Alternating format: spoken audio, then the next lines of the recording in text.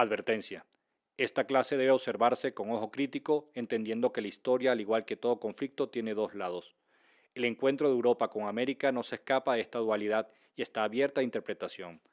Muchos historiadores le han dado su propia interpretación, por lo cual nosotros a continuación intentaremos de darle una versión lo menos mancillada posible para que ustedes saquen sus propias conclusiones de lo que ocurrió el 12 de octubre de 1492.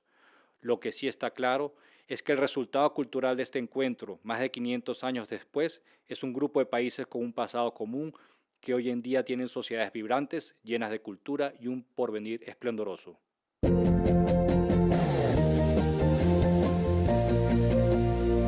Hoy estudiaremos el polémico tema del descubrimiento de América.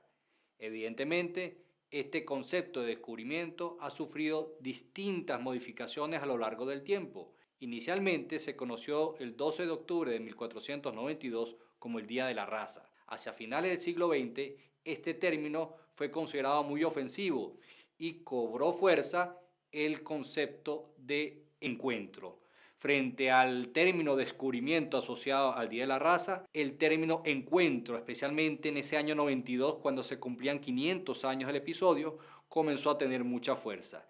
Sin embargo, sobre todo a principios del siglo XXI, el término encuentro también fue cuestionado porque se consideraba que no fue amistoso. Mucha gente analiza que España lo que vino fue a saquear a América y por lo tanto había que hablar es del exterminio, del genocidio.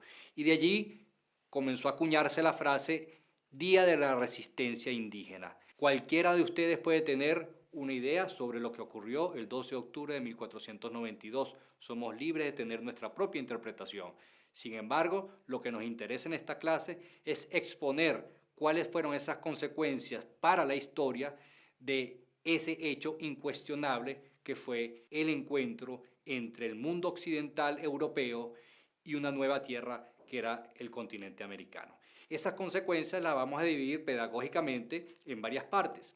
Comencemos con la parte geográfica. La llegada al continente de los marinos que acompañaron a Cristóbal Colón trajo como consecuencia el descubrimiento de una nueva tierra. Ya para finales del siglo XV se sabía que la tierra era redonda. No había, por lo menos en las élites intelectuales, en las figuras políticas del momento, no existía duda sobre la redondez de la tierra.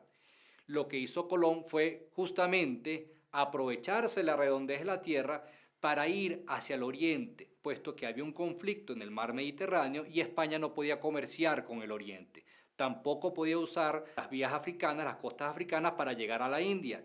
Entonces, él se atreve a navegar hacia el occidente para llegar al oriente y llega a América. Entonces hay un descubrimiento geográfico que inicialmente consideran que es la India y por eso a nuestros aborígenes los llaman indios, porque creían que eran de la India. Después de unos años se percatan de que no es la India a la cual han llegado, sino a un nuevo continente que es América. Entonces, desde el punto de vista geográfico, el descubrimiento por parte de los europeos de un nuevo continente que ellos no sabían que existía. Luego pasamos a lo que serían las consecuencias económicas. Este descubrimiento trajo consigo el hallazgo de muchos yacimientos de oro, plata y diversos minerales preciosos. Eso vino a aumentar el caudal de dinero de la corona española. Entonces España se convierte de manera vertiginosa en la corona más rica de Europa y en la más poderosa desde luego. Esa sería la consecuencia económica más resaltante. Desde el punto de vista político, España se convierte en la corona que tiene mayor dominio territorial. Llegan primero a América, tienen el respaldo del papado. El papa en aquel entonces es una figura religiosa desde luego, como siempre ha sido, pero también con una influencia política determinante. Y España aprovecha justamente esta alianza y se convierte en el gran dueño del continente americano. Esto, y allí es donde vienen las críticas hacia la corona española, gracias al arrebato de la tierra. Aquí vivían unos aborígenes y España se adueña de la tierra. Y por eso es que mucha gente lo critica. Luego hablaremos un poco de que efectivamente el proceso de conquista y colonización parte de este hecho histórico donde una nación se apropia a la fuerza de un territorio, pero que también a lo largo del tiempo hay unos beneficios mutuos que son consecuencias de esta acción particular. Con el tema político, España le da un idioma al continente americano, que es el castellano, y también incorpora al continente americano a lo que establecían las leyes españolas, especialmente las leyes de Castilla.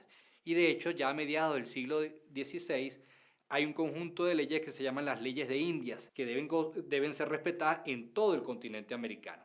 Dentro de esas leyes de Indias, por cierto, hay muchas normativas que protegen a los indígenas americanos y dentro de ellos los venezolanos desde luego. Desde el punto de vista social, la llegada de los europeos a América significó algo realmente fascinante para el mundo occidental y eso es el encuentro entre tres grupos étnicos distintos: blancos, indios, aborígenes, naturales o indígenas y negros africanos. Cada uno desde su perspectiva, cada uno con unos derechos particulares, pero la gran enseñanza que da América al mundo es que podemos convivir armónicamente, podemos convivir en paz y producir la mezcla que se llama el mestizo.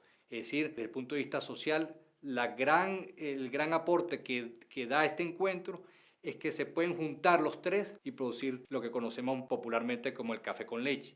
Es la persona que no es ni blanco, ni indio, ni negro, sino el resultado de los tres. Y eso tiene toda una riqueza cultural, desde luego. Esa es la parte positiva. La parte negativa es que para llegar al mestizaje armónico y la convivencia armónica que todavía estamos luchando en muchas partes de América, hubo un proceso de exterminio de los indígenas, también un proceso de aceptación de la cultura castellana por parte de los indígenas, hubo la práctica de la esclavitud, o sea, vinieron negros en condición de esclavos, pero también luego en el continente americano algunos negros no vivían en la esclavitud, otros gozaron de cierta libertad. Vemos que hay unas normas que permiten un estatus diferente en la sociedad colonial que se va a estructurar en América. Desde el punto de vista cultural, como ya dijimos inicialmente, la mezcla no solamente es fenotípica, no solamente el color de la piel, que nos va a variar entre blancos, indios y negros, sino que los negros traen su cultura y dan su aporte.